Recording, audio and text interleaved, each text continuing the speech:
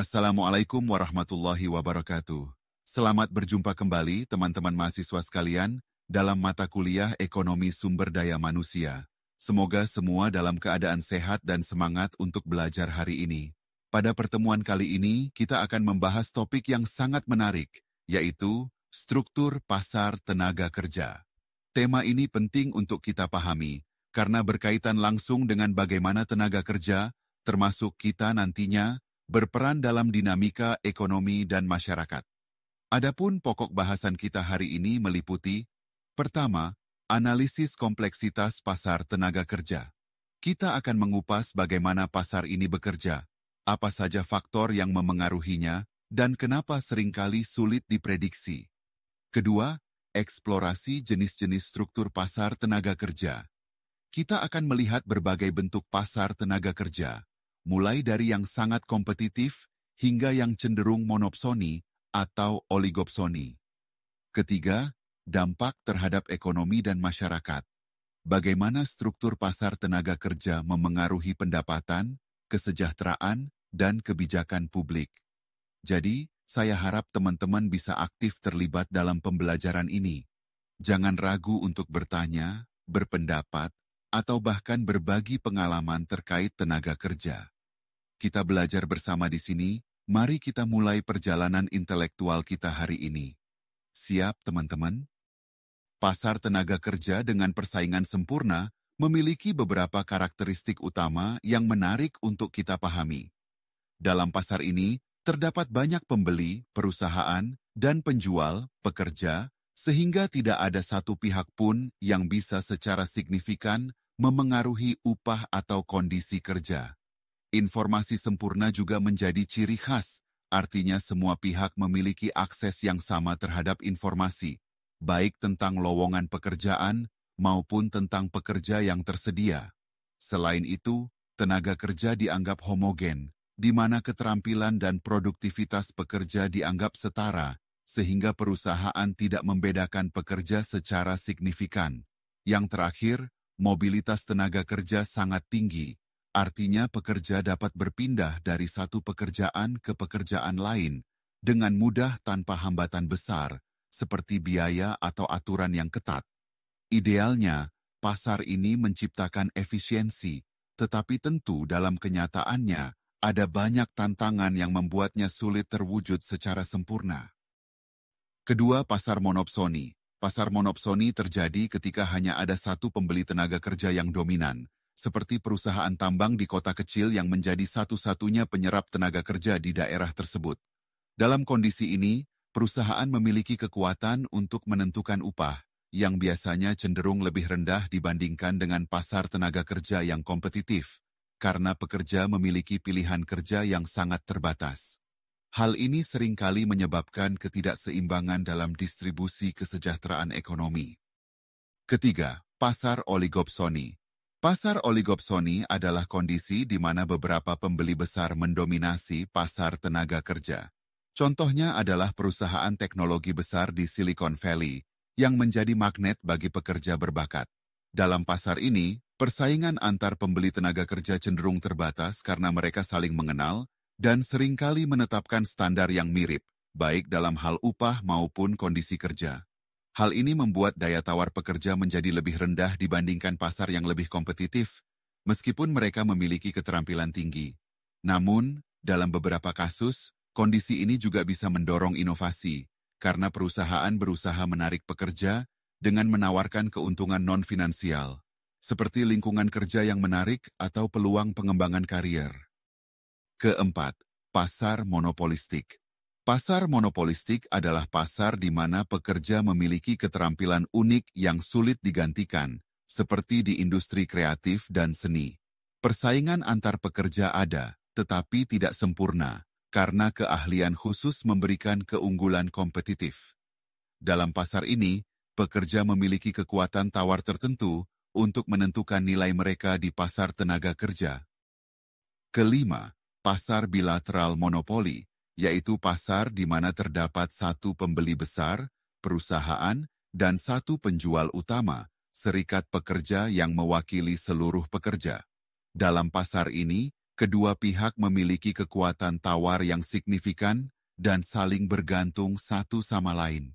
Negosiasi antara perusahaan dan serikat pekerja berlangsung secara intensif, karena serikat pekerja mewakili kepentingan seluruh tenaga kerja, sementara perusahaan memiliki dominasi sebagai satu-satunya pembeli tenaga kerja. Baik, mari kita lihat faktor-faktor yang mempengaruhi struktur pasar tenaga kerja. Pertama, globalisasi. Globalisasi memungkinkan persaingan tenaga kerja lintas negara, di mana pekerja dari berbagai negara bisa bersaing untuk mendapatkan pekerjaan yang sama, menciptakan pasar tenaga kerja yang lebih kompetitif. Kedua, teknologi. Perkembangan teknologi, seperti otomatisasi, mengubah kebutuhan tenaga kerja. Beberapa pekerjaan kini digantikan oleh mesin atau perangkat lunak, sementara pekerjaan baru yang membutuhkan keterampilan teknologi muncul. Ketiga, pendidikan. Tingkat pendidikan mempengaruhi kualitas tenaga kerja. Semakin tinggi pendidikan seseorang, semakin besar peluang mereka untuk mendapatkan pekerjaan dengan keterampilan lebih tinggi dan upah yang lebih baik. Keempat, regulasi.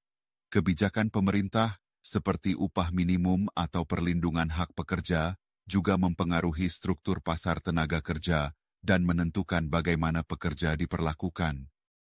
Dampak struktur pasar pada upah. Tabel tersebut menunjukkan dampak struktur pasar terhadap upah.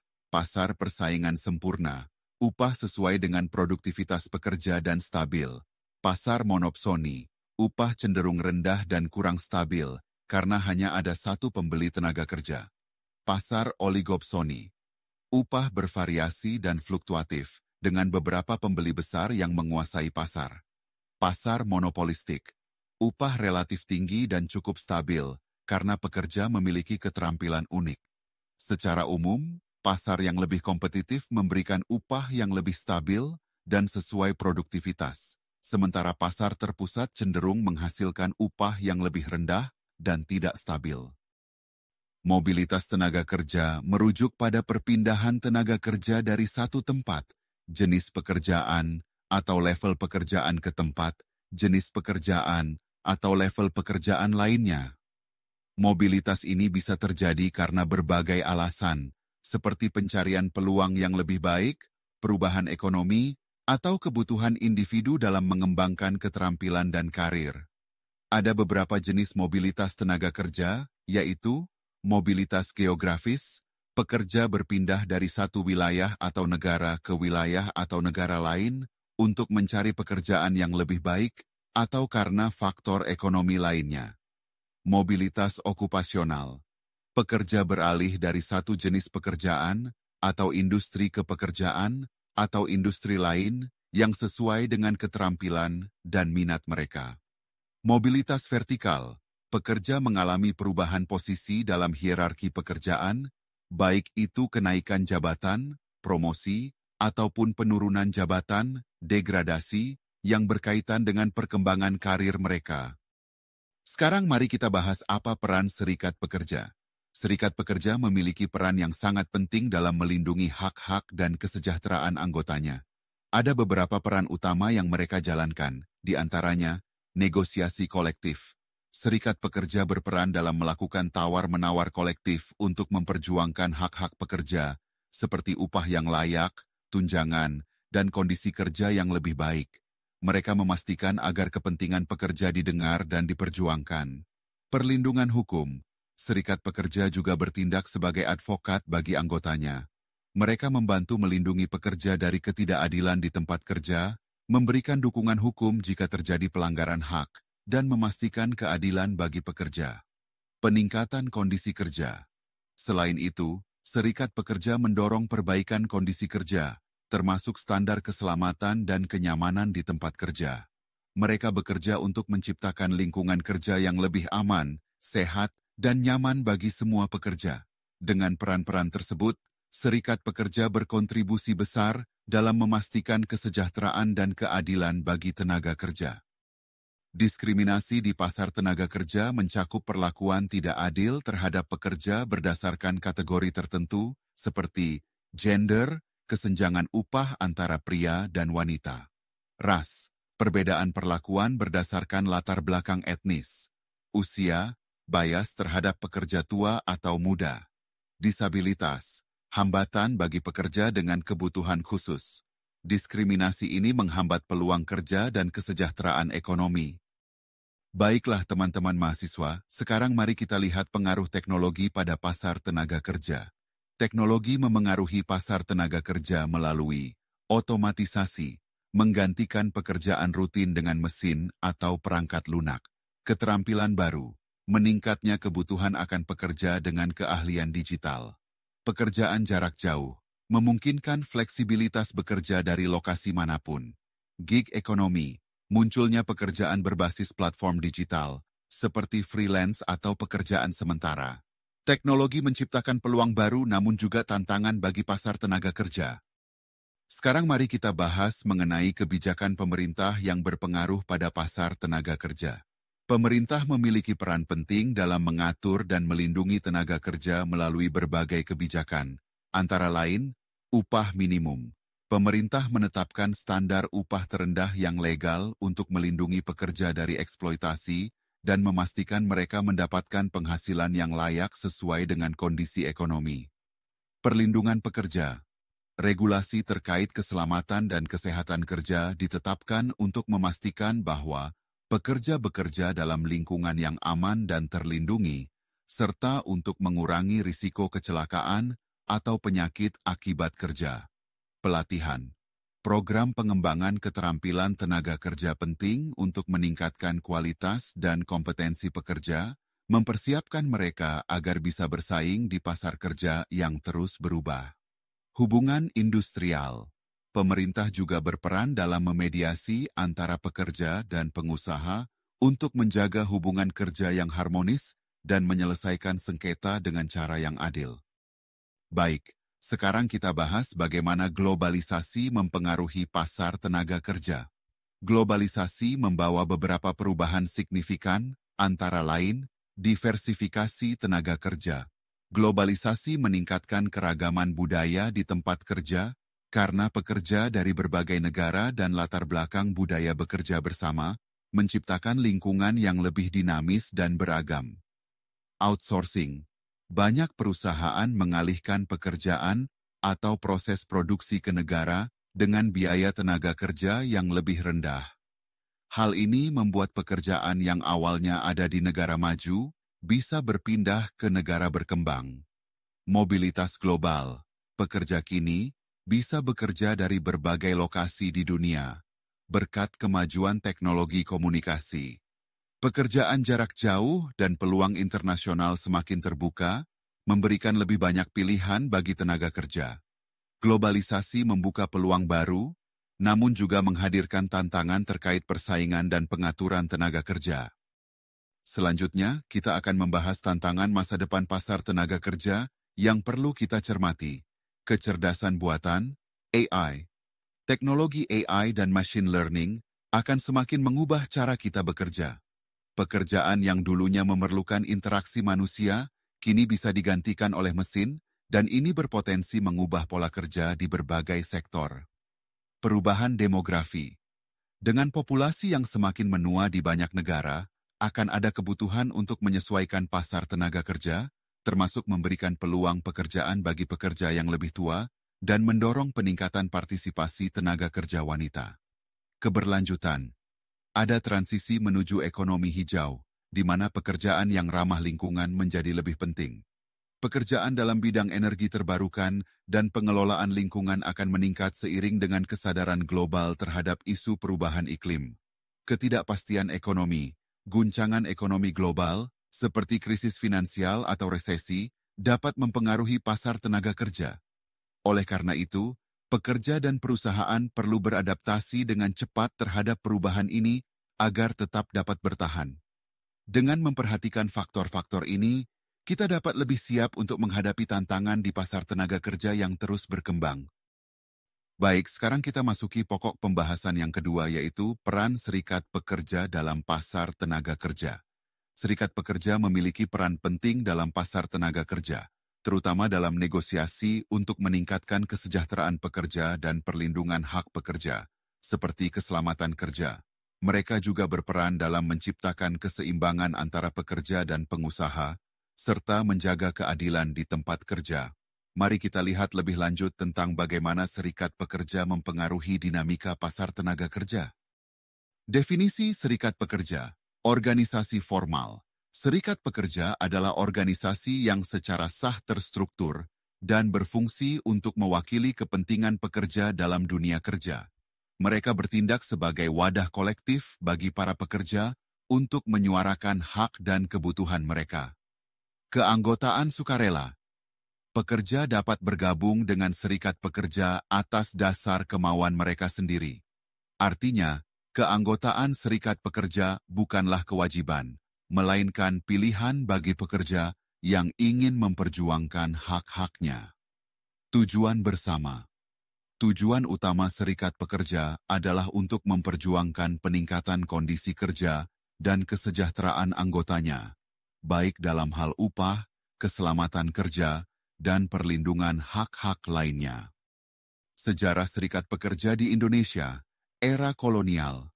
Serikat pekerja pertama kali terbentuk sebagai reaksi terhadap eksploitasi yang dilakukan oleh penguasa kolonial Belanda terhadap pekerja Indonesia. Pasca kemerdekaan, setelah Indonesia merdeka, serikat pekerja berkembang untuk memperjuangkan hak-hak buruh dalam konteks negara yang baru terbentuk dengan pengaruh politik dan sosial yang lebih besar. Orde Baru.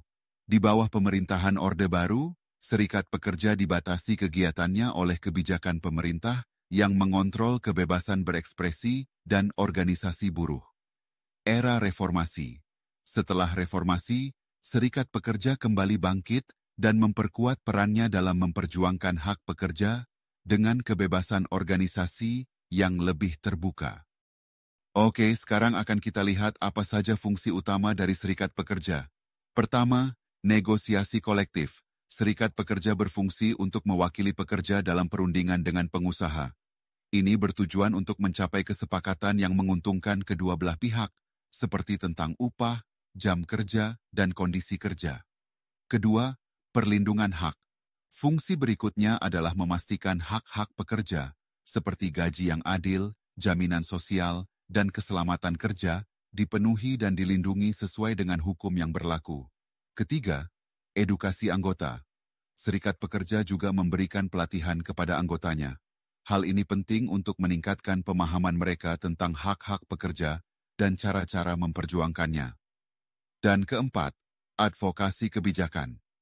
Serikat pekerja berperan dalam memperjuangkan kebijakan yang mendukung kesejahteraan pekerja, baik itu kebijakan di tingkat perusahaan maupun undang-undang di tingkat nasional atau internasional. Apa saja dampak ekonomi serikat pekerja? Peningkatan upah. Melalui negosiasi kolektif, serikat pekerja dapat mendorong kenaikan upah pekerja yang berdampak pada peningkatan kesejahteraan anggota mereka. Produktivitas. Hubungan industrial yang baik antara pekerja dan pengusaha dapat meningkatkan produktivitas, sementara hubungan yang buruk bisa menyebabkan penurunan produktivitas. Inflasi. Kenaikan upah yang signifikan akibat hasil negosiasi serikat pekerja dapat menyebabkan peningkatan biaya produksi, yang pada gilirannya berpotensi menambah tekanan inflasi. Bagaimana keterkaitan serikat pekerja dan kesetaraan? Pertama, kesetaraan gender. Serikat pekerja berperan dalam memperjuangkan kesetaraan antara pria dan wanita, termasuk dalam hal upah yang setara dan kesempatan kerja yang adil bagi perempuan. Kedua, anti-diskriminasi. Serikat pekerja melawan segala bentuk diskriminasi, baik itu berdasarkan ras, agama, orientasi seksual, atau faktor lainnya, untuk menciptakan lingkungan kerja yang inklusif dan adil. Ketiga, inklusi disabilitas.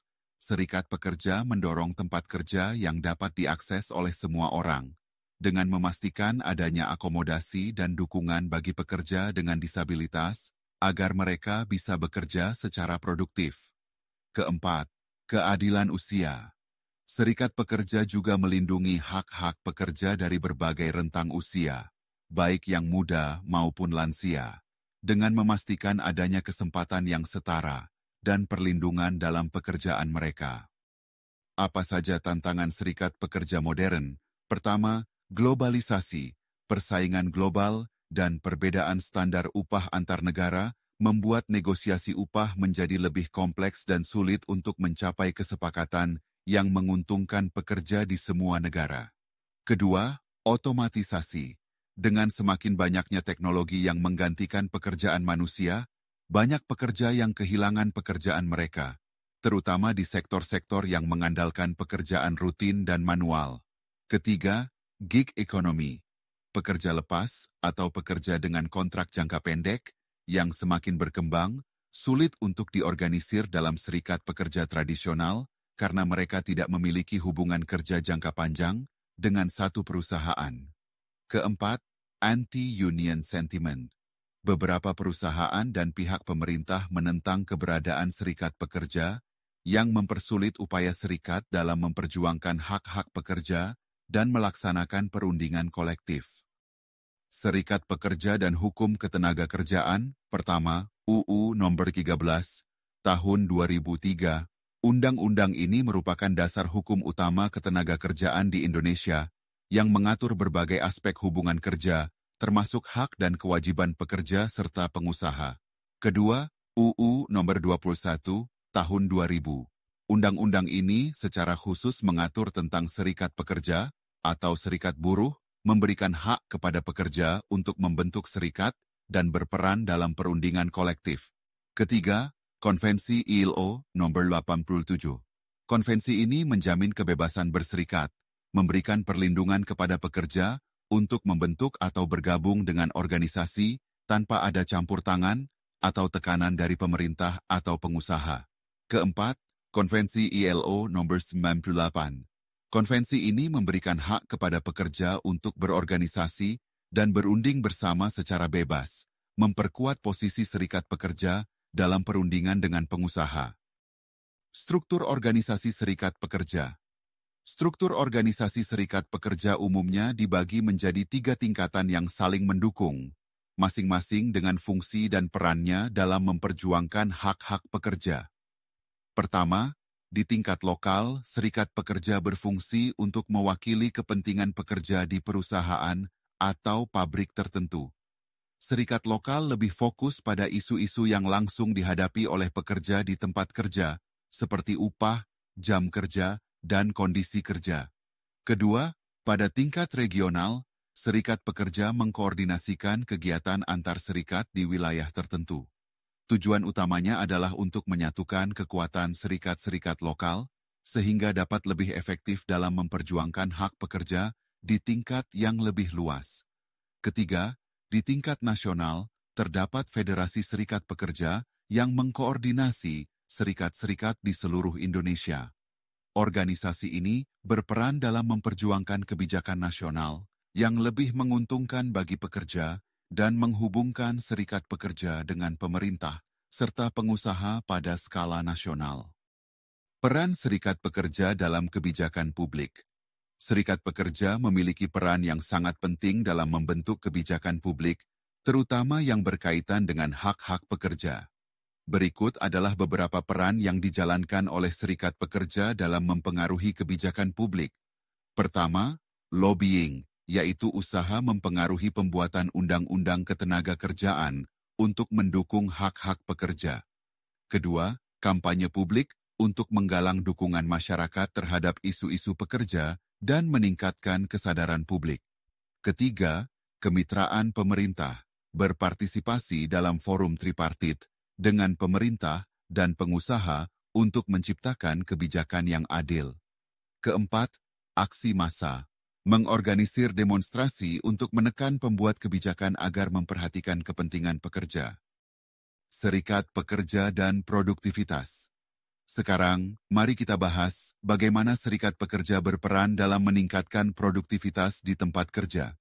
Ada beberapa faktor yang sangat berpengaruh, antara lain. Pertama, peningkatan keterampilan. Program pelatihan yang diselenggarakan oleh serikat pekerja membantu meningkatkan kompetensi pekerja, yang pada gilirannya meningkatkan produktivitas. Kedua, stabilitas kerja, keamanan dan kepastian kerja yang diperjuangkan oleh serikat pekerja menciptakan rasa loyalitas di kalangan pekerja yang berdampak pada peningkatan efisiensi dan produktivitas. Ketiga, komunikasi manajemen pekerja. Dialog yang terbuka dan konstruktif antara manajemen dan pekerja membantu menciptakan lingkungan kerja yang lebih baik, yang mendukung kelancaran proses kerja dan produktivitas. Serikat pekerja di era digital. Di era digital ini, serikat pekerja semakin memanfaatkan teknologi untuk meningkatkan efektivitas dan efisiensinya. Berikut beberapa cara teknologi mendukung peran serikat pekerja: mobilisasi online, menggunakan media sosial untuk mengorganisir anggota dan kampanye. Big Data, menganalisis data untuk strategi negosiasi yang lebih tepat.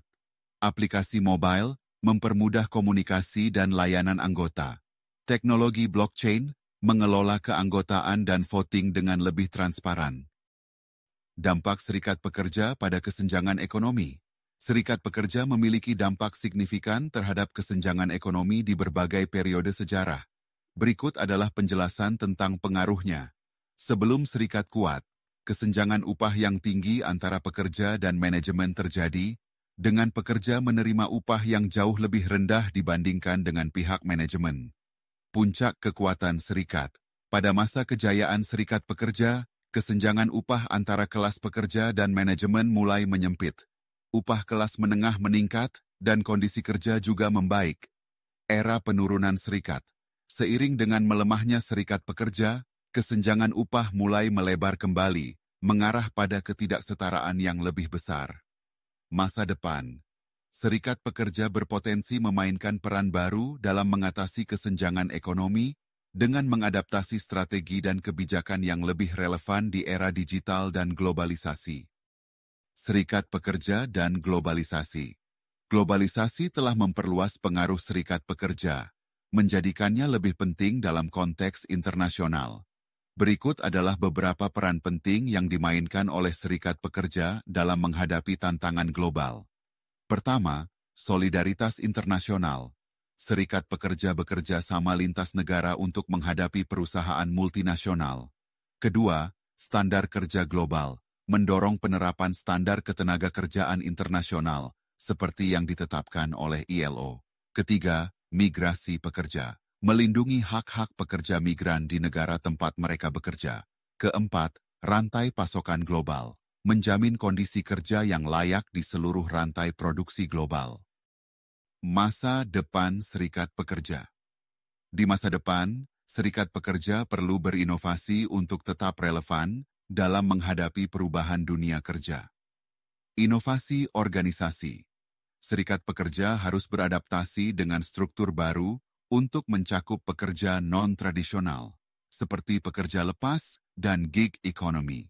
Teknologi negosiasi. Penggunaan kecerdasan buatan dan big data akan memungkinkan serikat pekerja untuk melakukan perundingan kolektif yang lebih efektif dan berbasis data. Pelatihan virtual. Program pelatihan berbasis teknologi virtual reality dapat membantu meningkatkan keterampilan pekerja dengan cara yang lebih modern dan fleksibel. Demikianlah pembahasan kita mengenai peran serikat pekerja dalam dinamika pasar tenaga kerja. Semoga materi ini memberikan pemahaman yang lebih jelas tentang pentingnya serikat pekerja dalam melindungi hak-hak pekerja, meningkatkan kesejahteraan, serta menghadapi tantangan masa depan. Semoga bermanfaat untuk kita semua. Terima kasih.